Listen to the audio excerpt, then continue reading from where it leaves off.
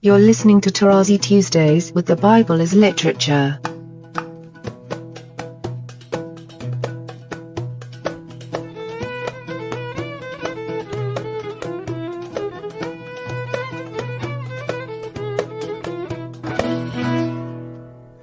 Hi, this is Father Mark Boulos, and you are listening to Tarazi Tuesdays with the Bible as Literature podcast. This week, Father Paul uses his own family tree to help explain the tree of Adam in Genesis chapter 5, following verse 2, in which God created them male and female, and he blessed them and named them man, whether directly as Seth or indirectly as the followers of Seth. The main actor, Father Paul explains, is Adam through his 10th son, Noah. I am happy to introduce Father Paul on the Bible as Literature podcast, Tarazi Tuesdays. In verse 2, we have something interesting, which is the bringing in of male and female. He created them. And he called, in chapter 1, he created Ha-Adam as male and female. But here we have something a little bit different and very important. The naming by God of the two. And he named them in Hebrew, and he called their name Adam. And the meaning here is obviously that the two are Adamic, of the same kind, although we have two sexes, a male and a female, in view of the procreation, which, again and again, I repeat, is precisely the act of blessing of humankind and the animals and the vegetation by God. On the day of his having created them, or more specifically in Hebrew, in the day of their having been created. And once he established what he really wanted to say, that I'm going back to this Adam, but beginning, if you like, his own tree. When I say independently from the animal kingdom and the vegetation, what I mean is that he is concentrating more specifically on that the two other realms are still on his mind will be very clear in the following chapter 6, and then 7 and 8, when we have the story of the flood, where the three are brought together again. But the main actor is precisely Adam through his 10th son, which is Noah. So everyone from now on is Ben Adam, whether directly as Seth is, or indirectly as the followers of Seth. In verse 3, we hear of not only the importance, but the centrality of the birth of the first child, more specifically son, because in those societies it's the male that controls the tree. And here very often women argue with me and so on about, but I'm still an individual. I said, look, you have to hear, what are we talking about? If we are talking about the family tree of the Tarazi, notice, family tree. We're not talking about Father Paul or Nadim Tarazi. I'm in generation number 7, and my children are in generation number 8. And on top of the tree, there is someone called David, interestingly, and the author decided to begin with, at some point, with a person. Now, the problem is not the immediate children. The problem is the grandchildren. I have 2 sons and 1 daughter. My daughter is a Tarasi. Technically, some women said, why don't we put the daughters in the tree? Personally, I said, now electronic, we can do it, so long as you don't include her children on the tree, because her children are not Tarasis. They are Shanwan in this case. And thus, my grandchildren, through my daughter, are not part of the Tarasi family tree. As simple as that. Okay? I can hear already the reaction of my Platonic hearer, but however, the person and so on. That's not what we're talking about. It's like when you're discussing a subject, anatomy and physiology, physics and chemistry. You have a take on the matter you're talking about. I remember way back in the schools, they used to tell us the field of research of a certain topic. You have to say it at the beginning. Physics. What is physics? You have to explain to the people what is the field of interest of that research. It is different than chemistry. So, just to explain why we have the name of the first son. But again, to show the people that we're not talking about individuals, notice how the other sons are lumped with the daughters, meaning from the perspective of the family tree, they have no value or input. I mean, it doesn't matter if Adam would have had other sons and daughters. What matters is the first son, which is Seth. And please let us understand this and get away from this super individualization. And notice how the text is going. It says, when Adam had lived 130 years, and that is going to be repeated at every generation, he became the father. And remember, this is the causal fifth form, hif'il. It's not Yalad, it is Holid. He gave birth through the mother. And this is where the woman will be shown as having the upper hand.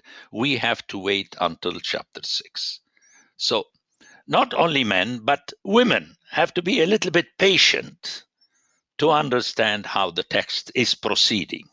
He is technically emasculating everyone besides God. That's what, at the end, the city, Zion, will have children through God, the begetter. So everyone at any time is put in one's right place. This is how Scripture functions. And notice how it lumps male and female, a big deal. We need a male and we need a female. This is how progeny goes, so we need a male and a female. But to give importance to one over the other, that was precisely the work of men. Men, which means male men. But this will have to wait until chapter 6, and we'll see how the author will belittle those macho men. But for the time being, we are dealing with the reality as it stands. So the whole life of Adam and of each of the following, you're going to hear the boring repetition, and that cannot mean except a pointer to its importance, even necessity. Why would the author repeat something that today you would say, and following him, his children did the same, or the same happened with his children? That's not what the author is saying. The author is forcing you to understand that the birth of the first son divides the life of the father in two parts. There is before giving birth and after giving birth.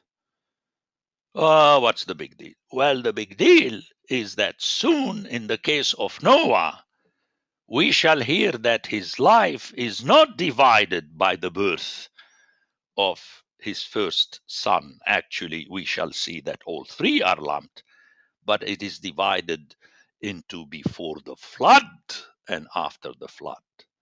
So you see how the author is preparing you, he's setting you up by repeating boringly this before and after the birth. You relax into that. And that prepares you that when you hear suddenly with Noah, three sons at the same time. So where is the division? The division is before and after the flood, but that is another topic. We'll have to wait for it. But you've always noticed that I like to go back and forth to precisely stress the importance of literature as it stands.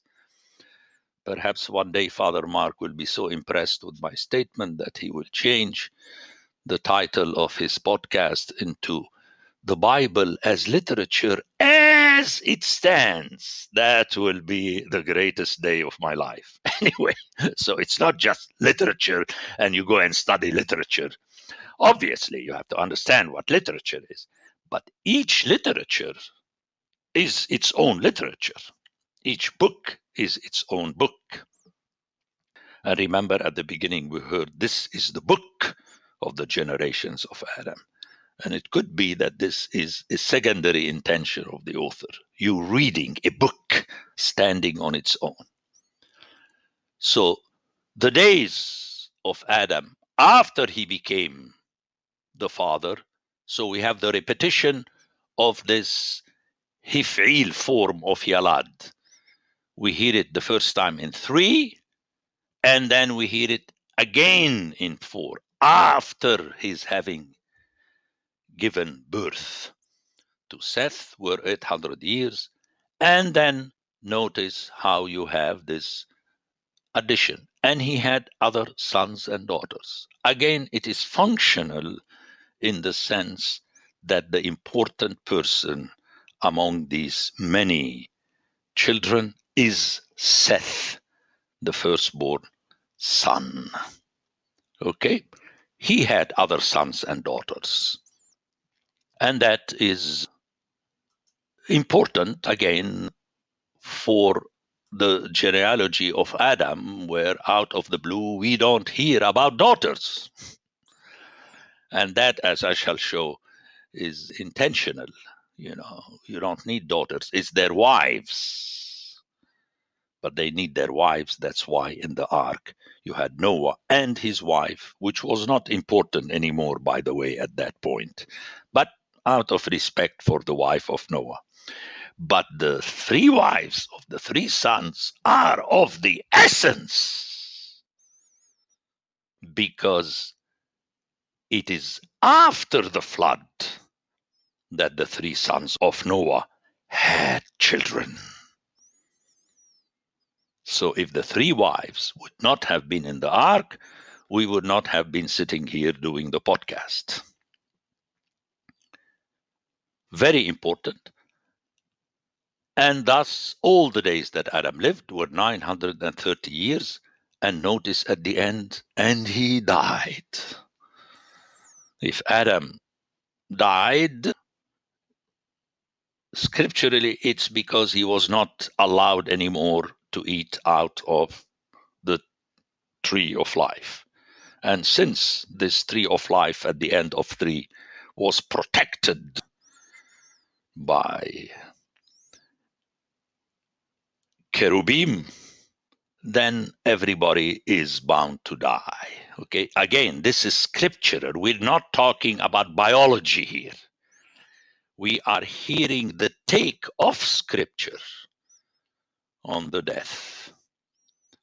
And this will appear again when later we have that the years of man on earth will shrink, an expression of the punishment. It is linked with the fact that God was upset with humankind.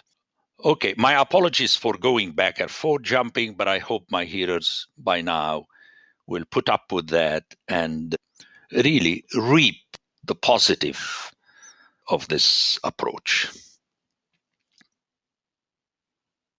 Before ending, I would like to underscore something I had mentioned earlier, but which is very important, namely God's naming, giving the name Adam, which is a sealing of the importance of the giving of the name to someone, which earlier appeared as the action of Eve.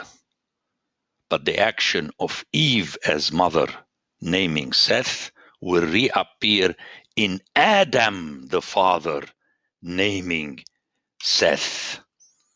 But before that, we have God's naming the human being. It is a senior that names a junior.